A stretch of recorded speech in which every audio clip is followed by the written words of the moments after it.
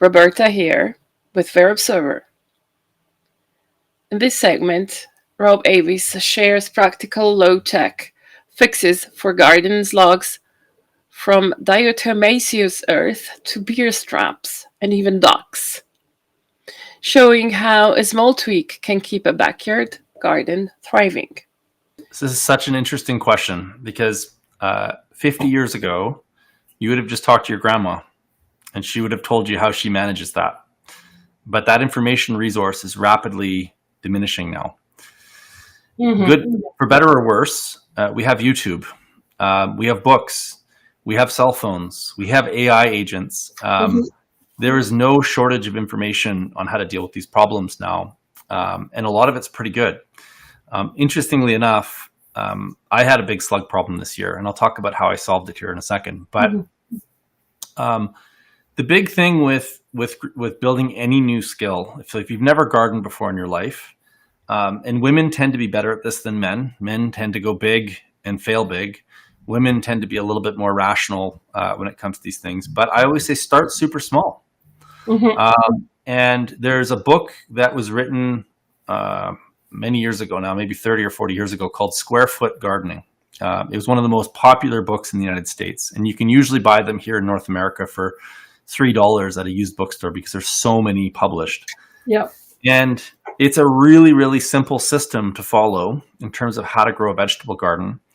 And if you start literally with 4 square feet, which is about 1 meter by 1 meter, and you start with a small but successful experiment, then you're likely to want to keep going with it. Yeah. And when you do run into problems, then you look those problems up and you find a solution. Yeah. And so for slugs, 2 really quick solutions for you. If you live in a city and you can't have livestock, diatomaceous earth, which is basically the diatoms in the ocean, which actually sequester carbon, when they die and fall to the bottom of the sea, they're basically microscopic seashells. And so if you've got a slug problem, you just sprinkle diatomaceous earth, which is an organic, non-chemical based solution, and it will kill the slugs. As they walk over the vegetables, they get basically micro cuts and they die. Another common way to get rid of slugs is beer. You put out a little bowl with beer in it, and they get drunk. What we did, I have ducks. And so we have this saying in permaculture or regen that you don't have a slug problem, you have a duck deficiency. And the ducks are very happy to come in and work for slugs as labor, and they will eat all the slugs and they won't touch your vegetables because they want the high protein hit. So a lot of times when we have these pest issues, there's usually an element in the system that's missing. And a good designer, a good ecologist will say, okay, well, what is the predator of this prey? Another one is aphids, for example. So if you have an aphid problem, people will spray pesticides to get rid of the aphids, but now your food has a pesticide on it, which is typically a hormone disruptor.